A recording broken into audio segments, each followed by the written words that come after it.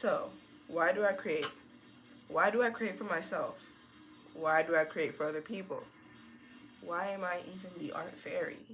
Like, where did that come from? Where did all of this come from? It's been something that I've been asking myself for like the past 2 days. And it's something that I already knew the answer to, but kind of lost sight of my why, like my intended purpose. And as a creative, sometimes you can just get lost in posting or advertising or promoting or making sure your business is headed in one way that you really lose sight of what your art means to you. And I'm not saying that I've lost sight of that, but it could have gotten there, and I'm not letting it get there. So today, we're going over my whys, and I think this could help lots of creatives and people who want to tap into their creative talents so they can better understand what it means to have a connection with your artistic abilities from someone like me, who's also tapped into their artistic abilities and who is thriving off of creating and thriving off of being the art fairy because what? Okay, so let's get into the video. Okay, so let's get into the questions. I'm going to be going over 3 main questions that I really want to cover in today's video. And if I'm looking down, it's because I'm looking at my journal. I wrote some notes down. That way I don't forget what I'm meaning to say. So, first question is, why do I even create? Why do I stay up till 6 a.m.? Yes, 6 a.m. making a piece. Why do I stay up till 3 a.m. just sketching a piece? Why do I stay up in the middle of the night hours thinking about concepts and thinking about what I can create? I ask myself that a lot because it's really hard sometimes. It's really hard to be an artist.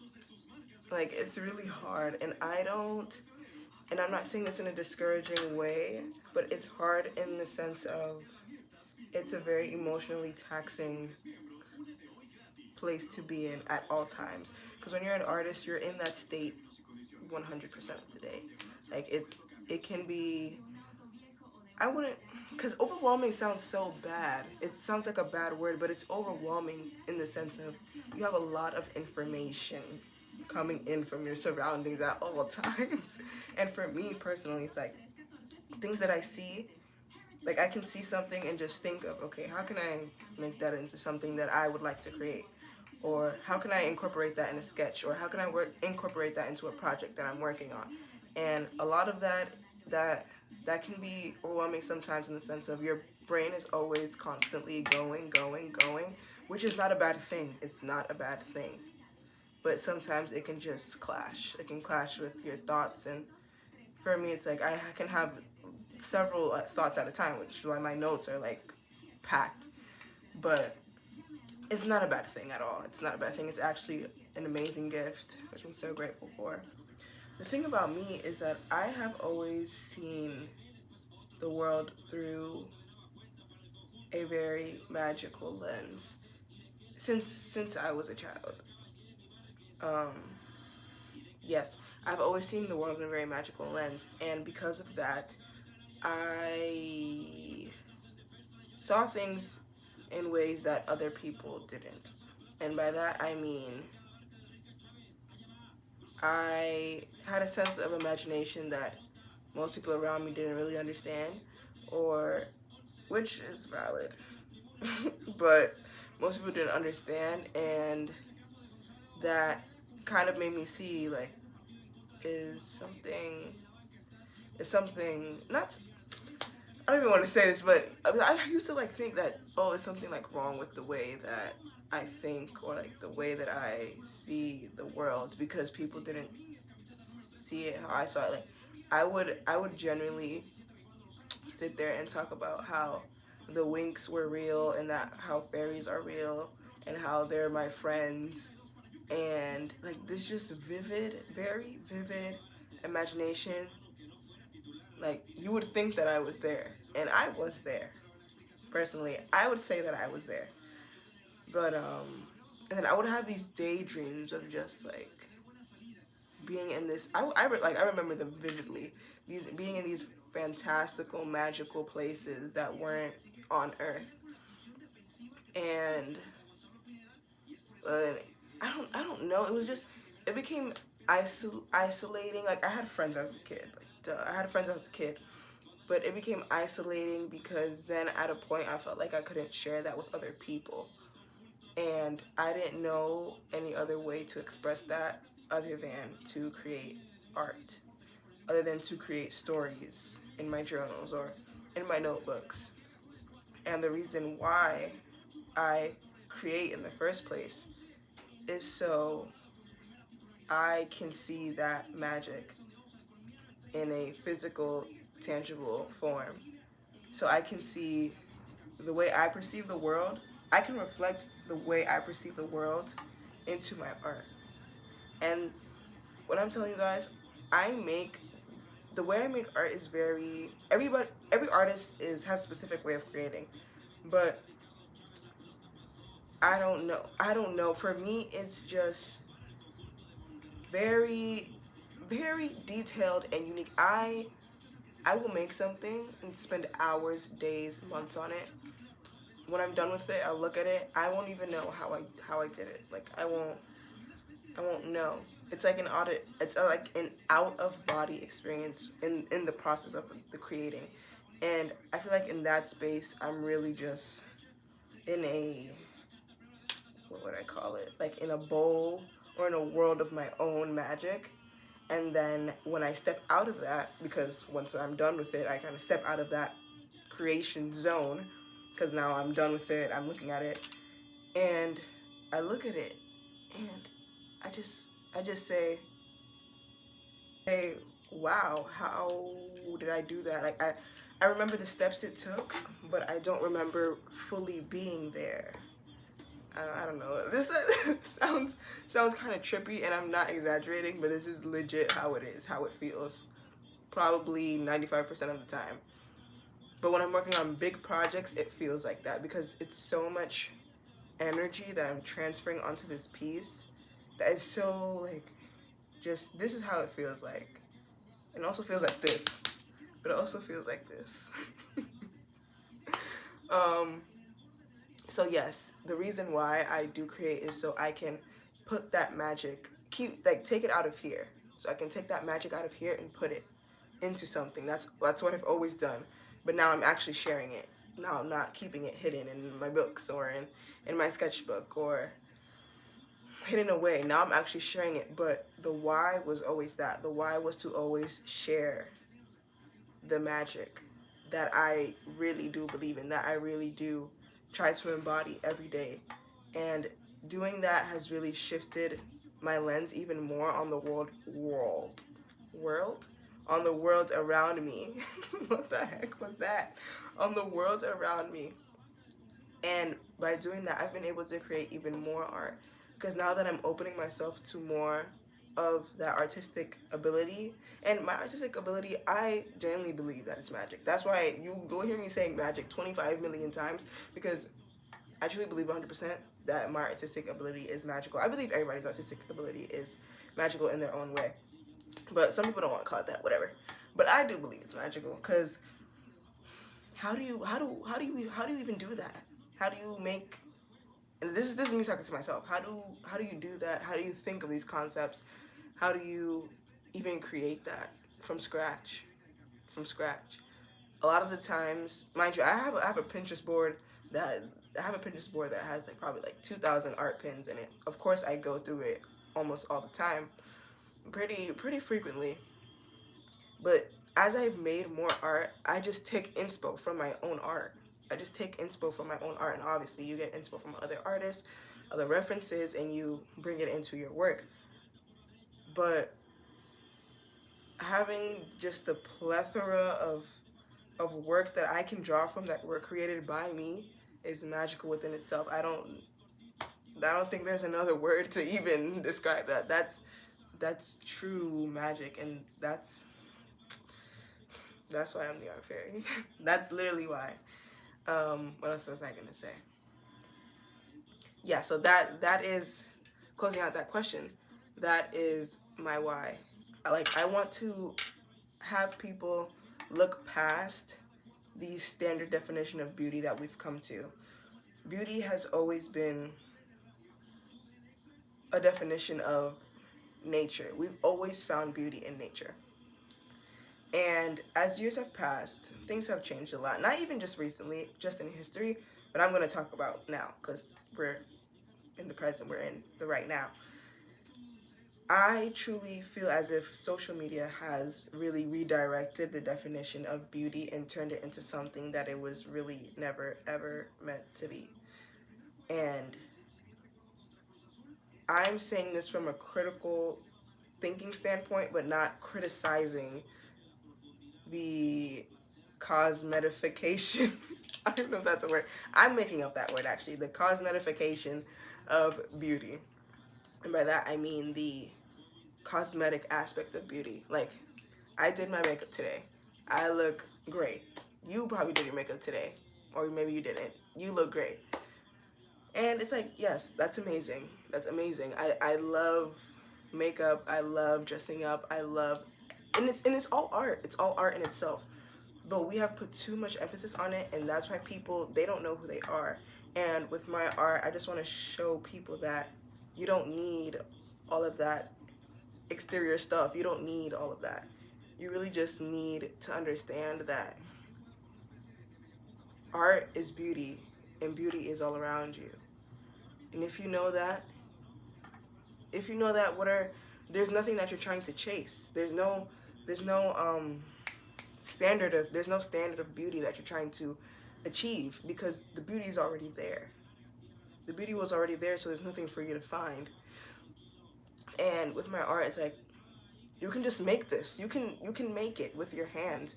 And the reason why art, and when I speak about art, I'm talking about like painting, drawing, craft making, creating. When I'm talking about art, I'm talking about mostly everything. But more specifically what I do, which is painting, drawing, craft making. I'm getting into crocheting. But yeah, those are the main ones I can talk about. Oh, and fashion, because I love to dress up. But yes, I forgot what I was saying. Let me see. I know what it's like to not see the beauty in the world. I know what it's like to be in a very low place, to the point where you try to cover yourself up with lashes, with nails, with everything you can do, with a new hairstyle, with new clothes, with new shoes. You try to do everything you could do from the outside to, so when you look in the mirror, you feel as if you look at something that you wish you could embody, but you're not even embodying that, so if it feels fake 100% of the time. And for people who have gone through a very depressive season of their lives and have used the standard of beauty to, I guess, remedy that, can understand what I mean. Let's say, for example, instead of buying $200 worth of clothes, you could have just took out a piece of paper. You could have just taken a piece of paper, gotten a pencil or whatever other materials you would like to use, and just draw. And listen, you don't need to learn. You don't need to know how to draw. I'm not saying that you need to know how to draw. Everyone has a creative outlet. Everyone does. And any way you want to put it, everyone has a creative outlet. Use your creative outlet. Use that before you use anything else, because that is the magic you need to replenish your soul. And that's really what I want to convey with my art. I really want to convey that with my art and with my message, because that's what we need. Everybody's sad all the time. Everybody's sad all the time. And that's so sad, because yes, a lot of things are going on in our world, in our government, in our society, but we don't need to be sad. Like, and even if you are sad, like, I don't mean it in a, oh, you don't need to be sad. Like, obviously be sad if that's what you're feeling, but you don't need to adopt that emotion as your identity. Sadness was never meant to be a part of your identity, ever. It's supposed to be a passing emotion, and you can choose which one you sit in. But to get you through that process, creation is how you magically flow through that, because through creation you express, and that expression is release. Oof, that expression is release. That was a word. That was really a word. That was a word. Okay, I was like, okay, let me go to the next. Let me go to my next question. Why do I create for myself? Healing, as everyone says and everyone knows, is a lifelong journey. You go through things in life, you heal. You go through something else, you heal. You're healing from things that happened to you 5 years ago. You're healing from things in your childhood. And I think that for a long time I thought that healing was just something that I could bypass. Like something that I could be like, okay, well, time will heal this. And time does heal. But if you're not doing anything in that time to help yourself, time isn't gonna do much besides make the hurt fester, or push it to the side. It's either or. It pushes to the side, and it always resurfaces. So it doesn't really even help, for real. It doesn't help at all. And for me, even when I was a child, art was that outlet for me. And art is how I heal my heart, my mind, and my soul. Like, okay, this is I feel like this is where my spark for art probably arose. Yes, this is where I would say this is where I would say my spark for art really came from. When I was a child, I was very in tune with everything, like mystical, magical, wonderful. Like, I loved it so much, still to this day. It shaped me to who I am today.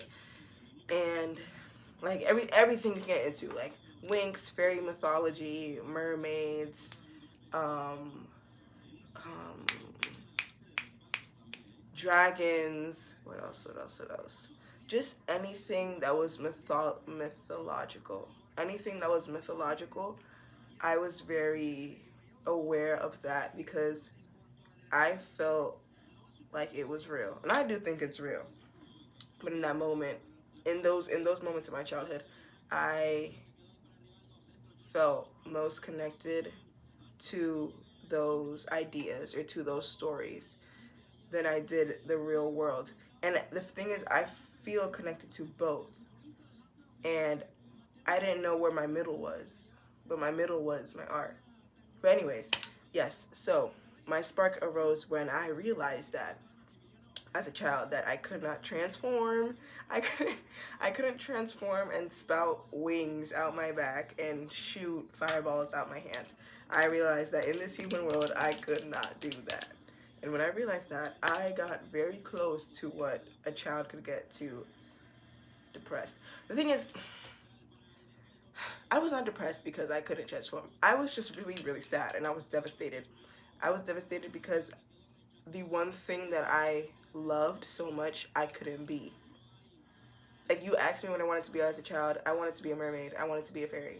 I did not want to be no doctor. Never wanted to be no doctor. I never wanted to be no doctor. I didn't want to be no police officer. Put me in the water. Put me with the mermaids. That's where I wanted to be. And when I realized that humanly I couldn't do that, I was like, oh, okay. Okay. Like, it was just very sad. It was very saddening for me. Like, I just remember those emotions. I felt very distraught and just very alone, because no one else was going through that. It was just me. It was just me and my journal. And as time went on, I kept carrying these same emotions, but I kind of got over it, I guess. But I still always felt that deep connection to magical beings, magical creatures, magical stories. And I didn't really know what to do with that. Like, I just had it in me, but I didn't really know what to do. And I just started creating and creating and creating and creating. And as when I make my art is very distinct. It's very bright and colorful and weird and very usually it's very formless, it's very fluid.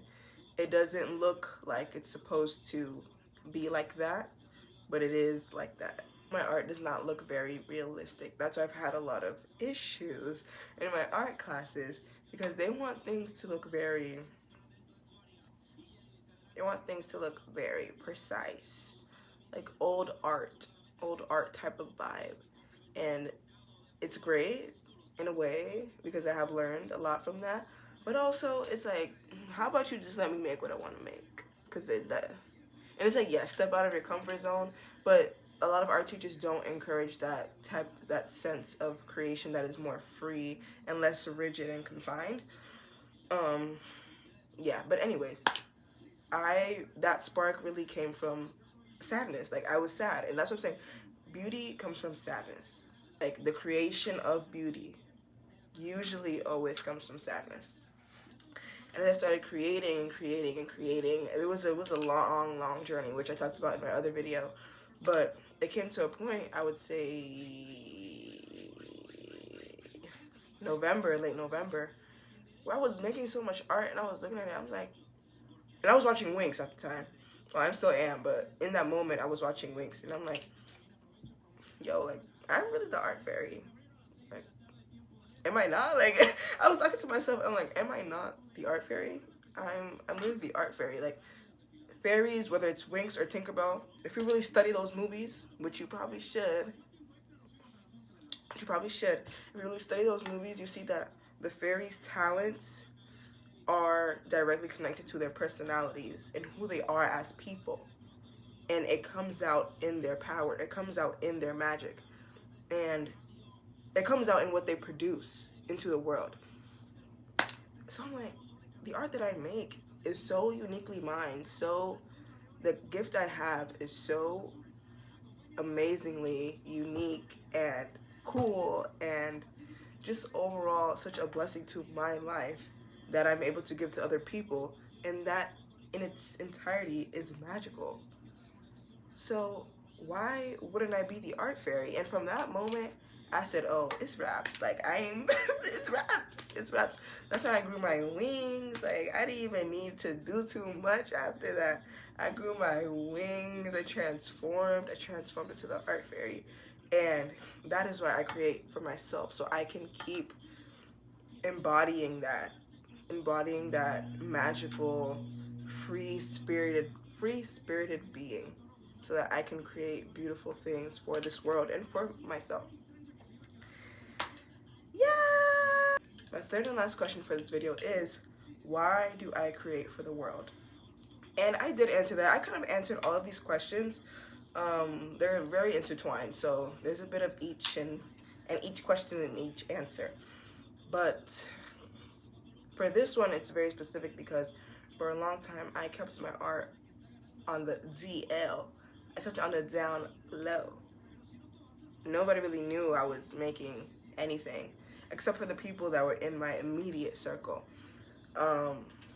Yeah, no one really knew how much I could create. No one really knew the depth, like how deep this goes. And a lot of that was because of fear of perception, which I've dealt with in many aspects of my life, but it's something that I have been getting through with my art, which is why it's so magical, because how can something that seems so simple completely transform your sense of perceiving yourself? Like, that's crazy. But anyways, I had it on the back burner for a long time. I was like, I'll just create this for myself. No one really needs to see it. Like, I'll post it every now and then, and it's fine. And I feel like as artists who are very critical about ourselves and how in the relationship we have with our art, we want to keep it very private, and that is fine. That is completely understood. But I also feel like, to a certain extent, you're doing a disservice to the world when you don't share it with people. because people need it. I see it all the time. People are just really yearning for that connection to something. We're always trying to be relatable to each other, or to something, or to an experience. And with art, you can connect to someone through a piece of their work, through a piece of themselves. And people are always trying to find connection and community, and that is community. And that's why I call this my art fairy community, because this is community. Yeah, so I realized how beautiful my art was, and I said, there's no way I can just continue keeping this to myself. It would just be so wrong. It would just be so wrong, a disservice to others and a disservice to myself, because I'm not letting people see me at my fullest potential.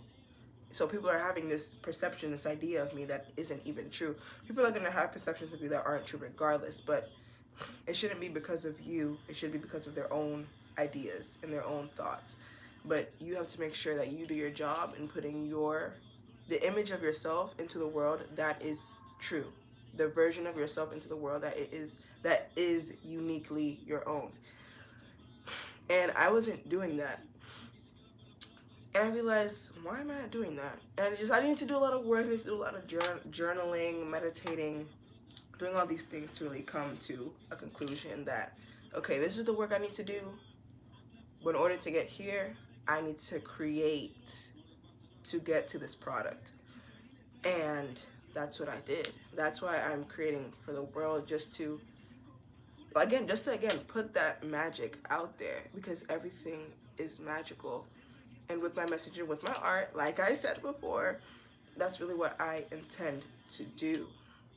Because it's so sad sometimes just seeing how disconnected we can be from each other, and how disconnected we can be from ourselves, that we don't give life a chance to actually show us how amazing it is.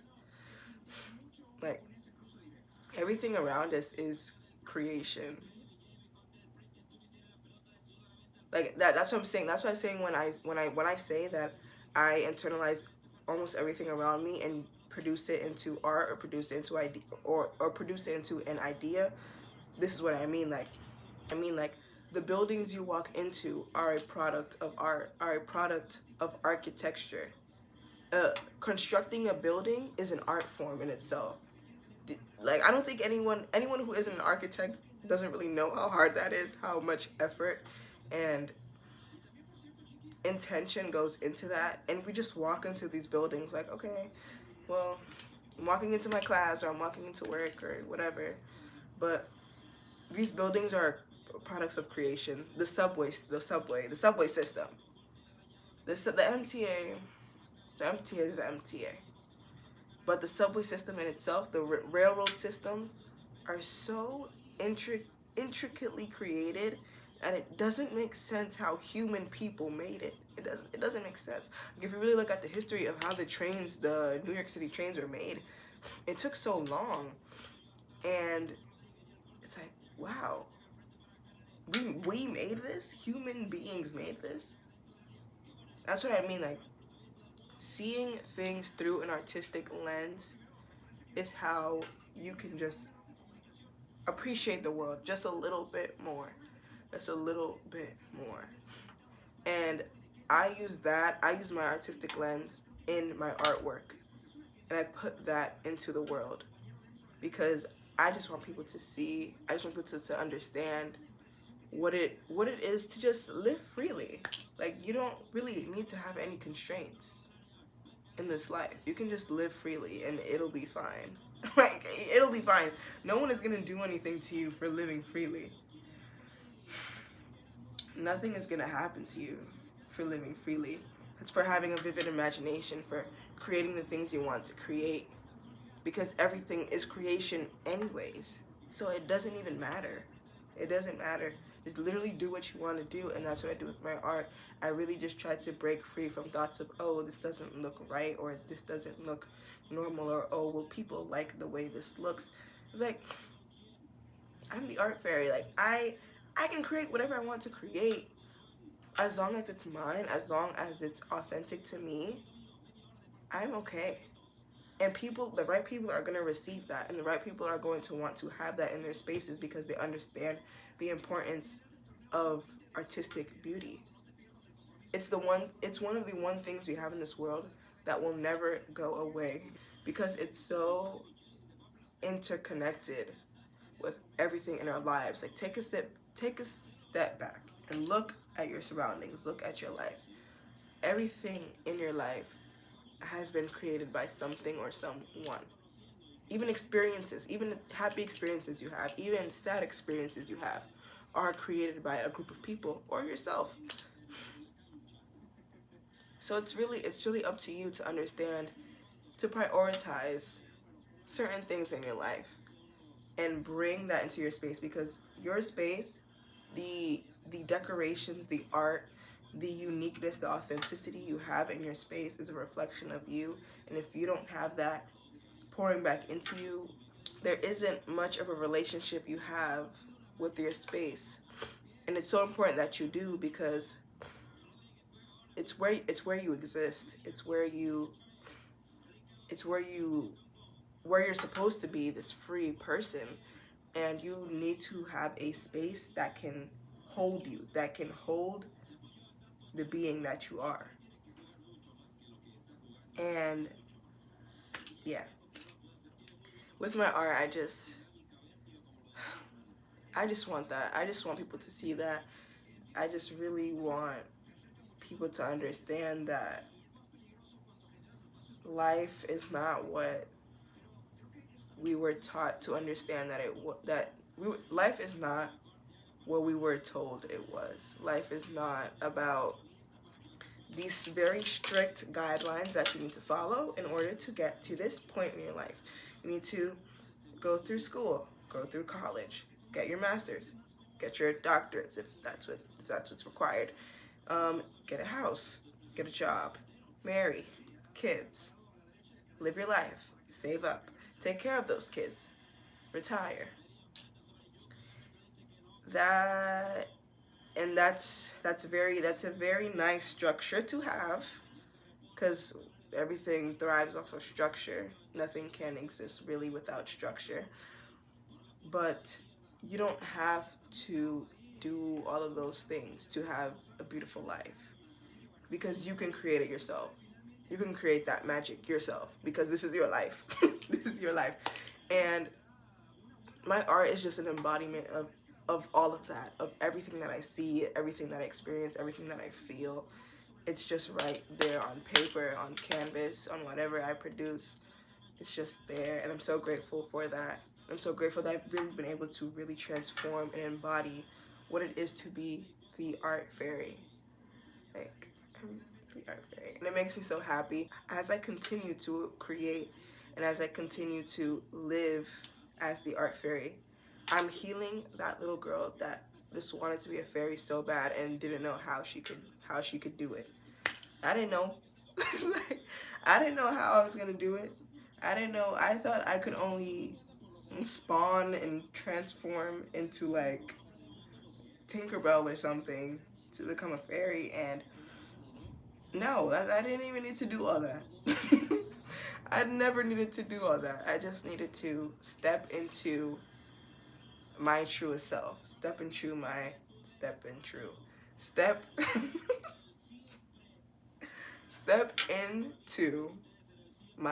highest being, which is the art fairy, which is production, which is creation for this world. And like I've always said, like I'm gonna keep saying, for this world and for myself. So, why do I keep creating? Those questions have been answered and will continue to be answered as I continue my journey through becoming the art fairy. And yes, this video was very nice. I hope it was interesting. I know it was interesting. I know y'all sitting here like, oh my god, like she's so cool. She's so cool, which I am. But yeah, I just hope you took something away from this, and I really hope you implement at least one one of the things that I said into your life, because I really do care about how we can just make our lives more magical and make our lives more beautiful. And we have the power to do that. We have it internally. It's something I realized. And yeah, this is the end of the video. I will be posting a video next week. Tell me if you guys really liked my makeup, because I really liked my makeup today. Yeah, so have a magical day. See you soon. Bye, bye, bye, bye, bye.